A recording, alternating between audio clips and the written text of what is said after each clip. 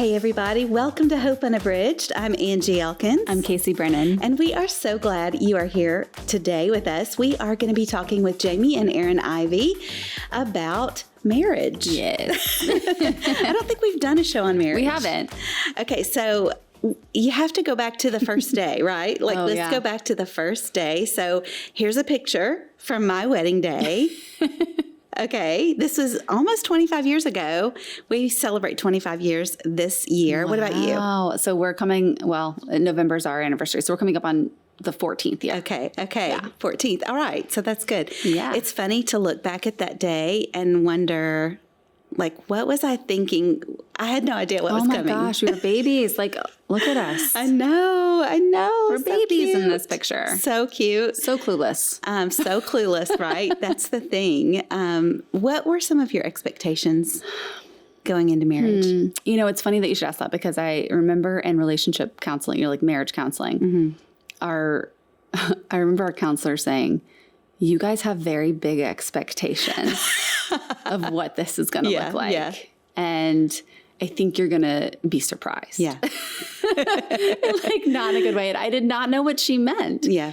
And yes, we had very high expectations of I spent an entire 5-6 months, I forget, reading all of these marriage magazines and they paint this picture of here's your perfect wedding. Yeah. Here's all the things that you need to have in your home to make it look beautiful as a new bride and all this stuff. And I don't know, I think my expectations are pretty materialistic, to be honest, at that point.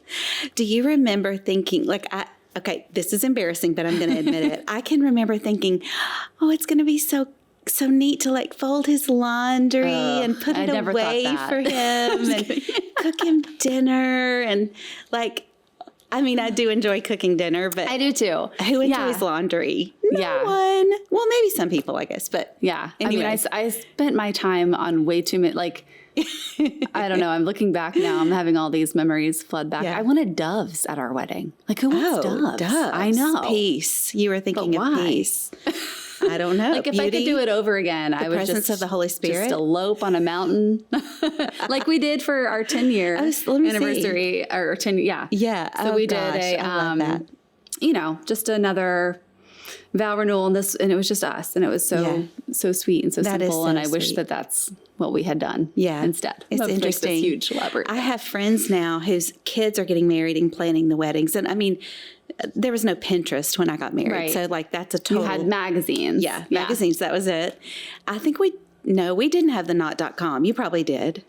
I don't remember it. I don't remember having not.com either. It's crazy, but it's so funny now, just after being married 25 years, you think about, man, really, I don't want to say lucked out, but we barely knew each other. Oh, yeah. And, God is so gracious to keep us together, and really keeping our eyes on him is what's done it. It's not about us knowing the secret or the trick. Yeah. But really just having him as the center of our marriage. So, Casey, I'm excited because today on the show, we have Jamie and Aaron Ivey. They have been married for 20 years. They live in Austin, Texas with their 4 children. Jamie runs Ivey Media, which includes 2 podcasts, a YouTube show called The Jamie Ivey Show, and The Happy Hour with Jamie Ivey is one of my favorite podcasts. It has over 30 million downloads since 2014. Aaron is a worship pastor, a songwriter, and an author, and we are so glad to have you guys here today. Welcome to the show. Thank you. Thanks for having us. Thanks for having us. Thanks for being here. Yeah, we are so glad you're here. So we're here today to talk about marriage. Love it. Right. Love it. Okay, so tell me, you've been married for 20 years, right? This summer will be 20 years. Almost so we're 20. Go ahead. We're going ahead and saying it. 20 just years. It. Yeah. Okay. Yeah. What's your anniversary date? June 22nd. Nailed it. She was waiting. She was like, I know, right? My husband probably wouldn't remember. Jamie she's the one that knows all the dates, all the kids' birthdays. I'm always like, okay, wait, when were they born? What year was it? Yeah. But I nailed the date. Okay, so show me a picture from your wedding day, right? Casey and I just showed ours. So here's a picture from our wedding day. Aw. It doesn't really show us. So here's one that's better of us. Here we are. That's my family. That's so sweet. I love it. Look at those babies. Okay, I know, baby. right? So when you look at that picture, Erin, let's start with you. What was going through your head on that day? What were you thinking? Legitimately, what was going on in my head is I cannot believe that this girl is marrying me. Jamie was honestly not even the girl of my dreams. I didn't dream that I would end up with a woman like her. I was just so giddy, just absolutely floored that she would want to marry me. And, 20 years later, I still feel the same exact way. Oh, that's awesome. Yeah. That's so sweet. What about you, Jamie? What was going through your head? A little bit the same, but I had a rough road to getting to marriage. I had been engaged before and called that off. I'd had some hard relationships. And so here I was marrying this guy who it was the very first time I had just a really phenomenal dating relationship that was built on friendship and trust and respect. And so to me, it felt like, oh my gosh, I can't believe we are here. Like I've been dating this guy for a year and a half and he really wants to marry me. Like, this is so awesome. So here we are 20 years later. Yeah. That's awesome. We talked a little bit about our expectations prior to marriage and just how wildly off base we were. Can you share what expectations did you both have and what did you bring into the marriage? We wrote about this in our book. One chapter is like what I thought marriage was going to be. And I didn't see a lot of marriages growing up that were fun and thriving. I saw marriages that were like committed and they just kind of lived together. They had some kids. I didn't see them like passionate about each other, still in love with each other 10, 15, 20 years down the road. And so I think I probably expected it to kind of wear off or for us to kind of fall out of love. I remember when we were first, talking about engagement, the common thing that people would say, and they meant it to be funny and flippant, was, I'll just wait till you get married. It's all downhill from there. Right. And I got so tired of hearing that because it said so much more about their marriage than it said about marriage in general. And so I think I wondered, I had some fear that it would kind of rub off, kind of go away, or she would get tired of me. I expected it to be a little bit easier, though, than it is. I don't think I realized how hard it would be to have like a really thriving marriage. You have to work at it every day, every year. Those are a few things that, that surprised me along the way. Yeah, I say one of the things, I had this really big expectation that Erin would make everything better for me. Me too. That if I had any kind of struggles, well, marriage would fix it. Or if I had any kind of tendencies, they would go away in marriage. Or if I had any kind of hole in my heart of feeling unaccepted, unloved, uncared for, well, Erin will make me feel all those things. And, Erin does accept me and he does love me, but I found out pretty quickly that the hole that I had, like he couldn't fill it. And that's too much to ask of him. Yep. I think one more thing I would say too, that I learned early on in marriage, but what I think I'm seeing even more now, 2 decades in, is what Erin said of just, I don't think I fully understood how much work would go into marriage. Because we had such a fun dating life. And honestly, our first couple of years of marriage, we didn't have the typical hardest first year. We didn't hit hard until year 9, and after that. And so I think I also expected this will always be easy because we love each other. And then find out, 12 years in, 15 years in, we love each other, but now we've got 4 kids and now we have jobs and now we have responsibilities. Dang, we have to work at this, work harder than we did before. And so I think that was something that even currently we're still going, okay, we have to work. And that's okay. It doesn't make it bad. It just means we have to work at it. And we're at the season of life too now where a lot of our married friends are 15, 20 years into it. And you start to see some of your closest friends, people around you, their marriage is falling apart, or we've had some friends just decide to end it, and so it's been like sobering for us to go, man, if we don't work on this, if this isn't a priority in our lives, then that could happen to anybody. Because when you stop working on it and you stop caring about it, you stop showing up for it, that's when you do grow kind of cold towards each other and apathetic toward each other. And so I think us seeing the reality of other marriages around us has really driven us to go, okay, we do have a really healthy one. We are working really hard, and here's some things that we've learned. Here's some tools that have been helpful for us along the way, and hoping that will be really empowering for other people to see the honest version of our story, that we do not have a perfect marriage. We are not marriage counselors or marriage experts, but we do have 20 years of up and down and working through it. Yeah, that's good.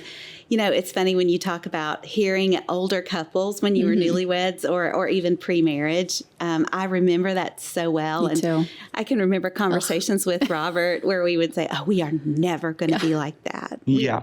You know, and then here we are. Robert and I celebrate 25 years this summer. Wow. Congrats. I know, but I do hear those little voices coming into my head when I see a newlywed, and I think I should tell them the truth. Like, I should really tell them what's really up with marriage. Do you guys wish somebody had given you more information, or are you glad you just kind of had to fumble through and figure it out yourself?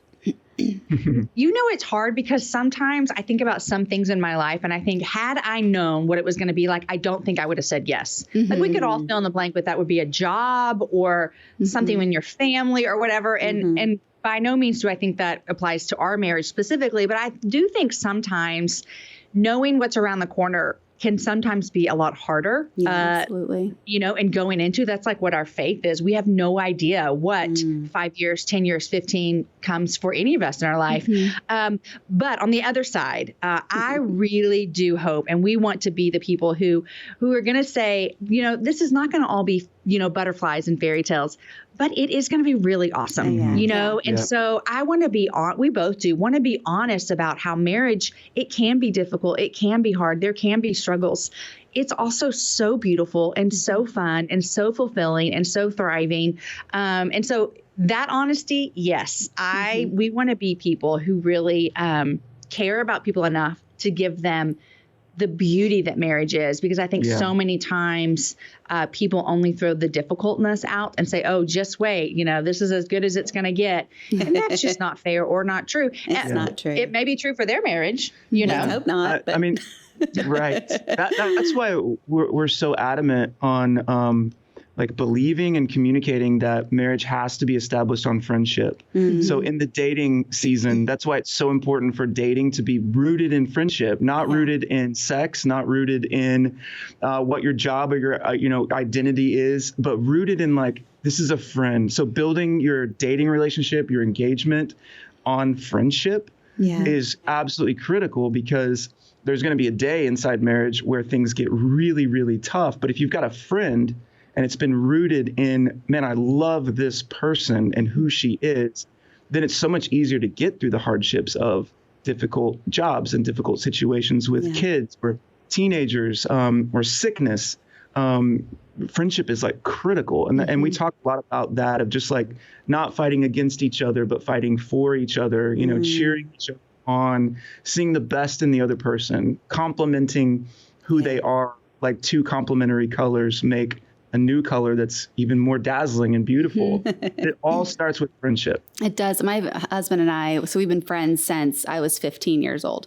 Didn't get married till later in life. But I honestly think, like, if I had just met him and gotten married, you know, we would not be together right now. And I completely agree. It's rooted in friendship. And that is the thing that held us together at our darkest moments. I mean, Absolutely. And now I can also say, like, whenever somebody asks for advice or anything, I just say, you know, have a counselor that you guys both really trust. Had we done that at the very beginning of our marriage, I think we would have been leaps and bounds where we could have, you know, where we started out. But we have like a set date on the calendar every 5 weeks since our check-in. And sometimes we don't talk about anything but like, did you see that sports game or whatever? But it's helpful to have that accountability. It's good. So many people live in isolation, and marriages can also find themselves very isolated, maybe because there's something you're shameful about, or you don't want to tell your friends that you're having a hard year or you're fighting all the time. But having other people that you invite into your life, like a counselor or an older couple that you look at, that you're just really honest and vulnerable with, has been so helpful for Jamie and I. We have a couple that is, I guess they're probably 10, 15 years kind of ahead of us. So they've already sent their kids out into the world. They've gone through all the stuff that we're in the middle of right now. And that's so good for us that helps you not feel crazy, helps you feel like your marriage isn't terrible, but it's just a part of the journey. Having people that you invite into your marriage is critical. Yeah, that's so good. So you guys work together. I know you do a podcast together called On the Other Side. And now you've written a book together. So did that put a strain on your marriage? Or tell me a little about how that went. Oh, we're going there. Yeah. It's funny because, we have our podcast On the Other Side that we did together in this book. And there are difficult things to getting to two people who both have different careers, because we do, even though these things overlap, in our day to day, we have two completely different lives. I'm doing a bunch of media stuff and he's a pastor. I drove from my office to Jamie's office. So it's that kind of deal. Yeah. But I will say, just in all honesty, writing compliment, we finished up the book with edits and stuff.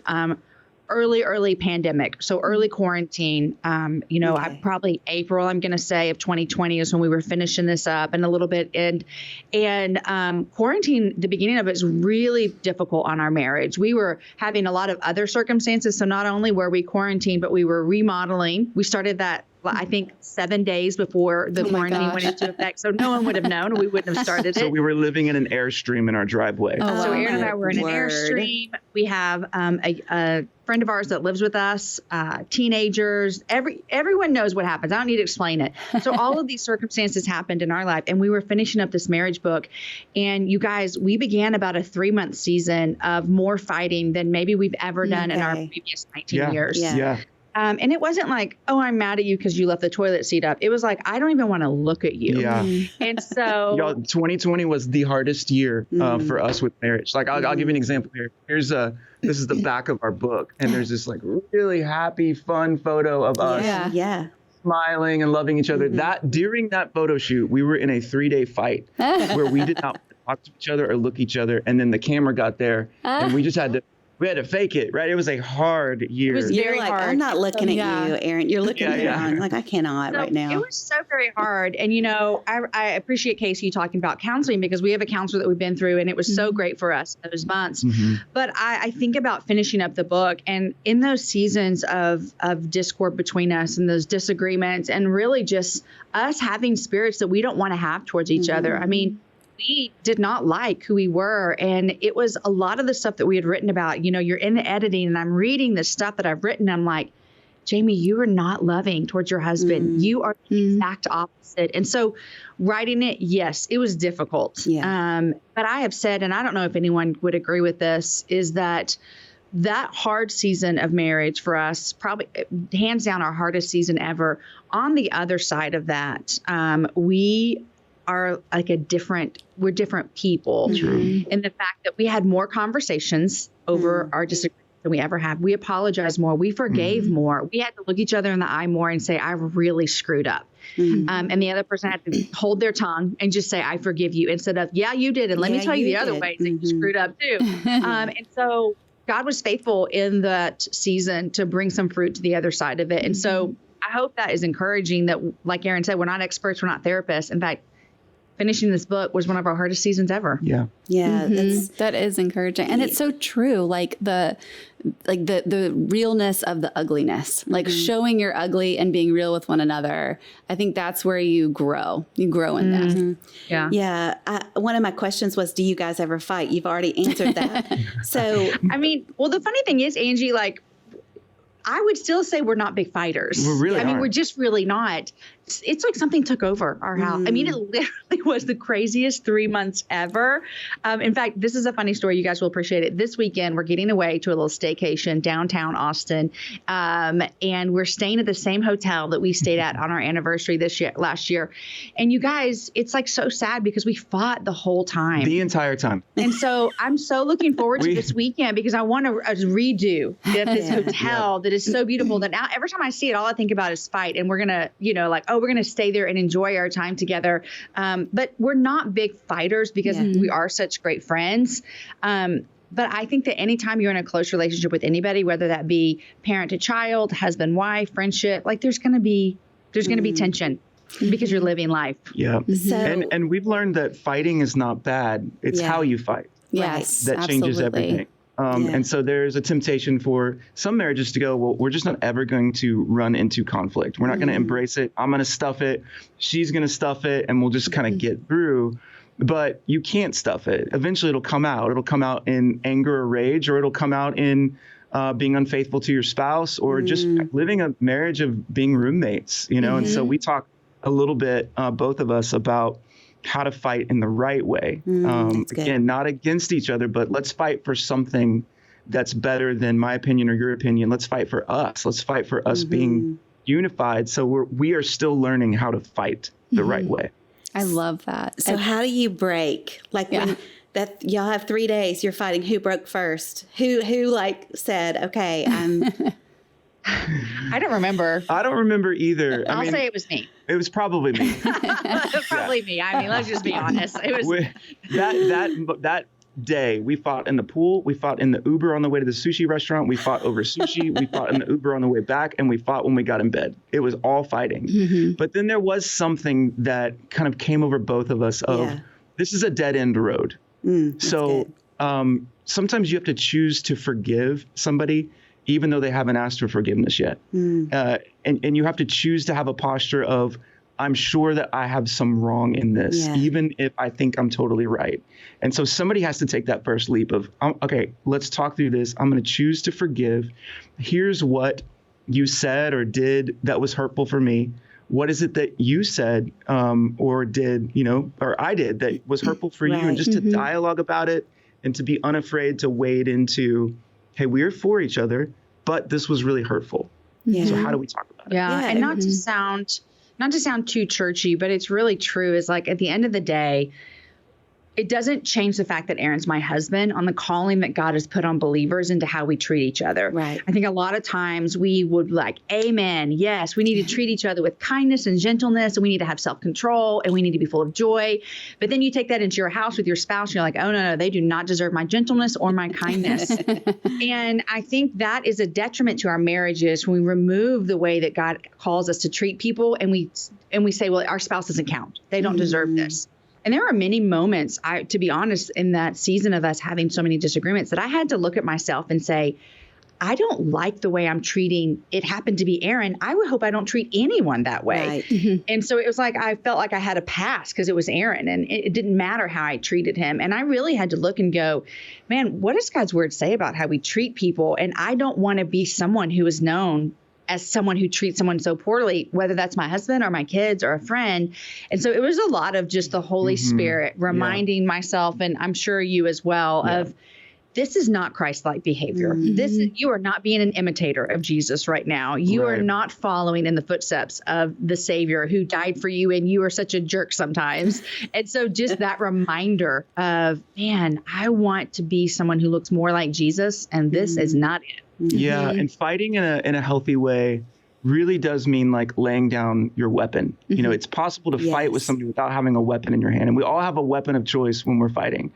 Mine tends to be using words to manipulate, or I took debate in college, so I can throw out words and win an argument. So I have to lay down that weapon to come to Jamie and go, we need to talk about this, but I'm laying down my weapons. I'm not coming to harm you at all, even though my natural inclination would be just to win the argument. I'm going to lay that weapon down. So a lot of times it's like looking at what's in your hands as your go-to weapon towards your spouse and going, I'm choosing to lay that down because I don't want to hurt you or wound you any more than you are. What made you guys say, okay, it's time for a marriage book? Were you encountering couples who were asking you questions and you just thought, we got to address this, or what was it? The demographic that we find ourselves around most of the time, and honestly, we feel really excited about pouring into, are 20 to 29-year-olds. And most of the conversations we were having were either with 20 to 29-year-olds starting their marriage and wanting to do it the right way, or being 5-7 years into it and going, we need help. Like, what do we do about this? So we found ourselves having conversations all the time and going, man, we're not the smartest people in the world, but if our story can be helpful, and if exposing like what God says in Scripture about marriage and what a husband and a wife should do, like for each other, then let's write it as a help for people. We truly do want to help people in their marriage. We believe in marriage. We believe it should be awesome. It should be fun. It should be the most thrilling relationship that you have. Absolutely.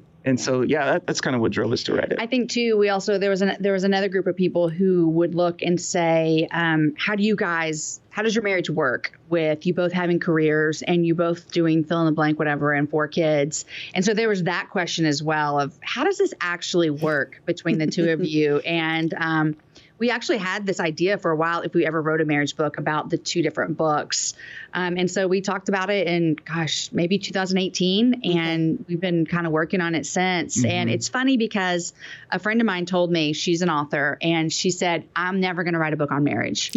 Because when you write a book on marriage, Satan is coming for you. Yeah. And so, we're like, whatever. No, not me. Don't you worry. And don't you know, I heard her little voice in my head all last March, April, May. And I'm like, oh, dadgum, Jenny, you were right. Yeah.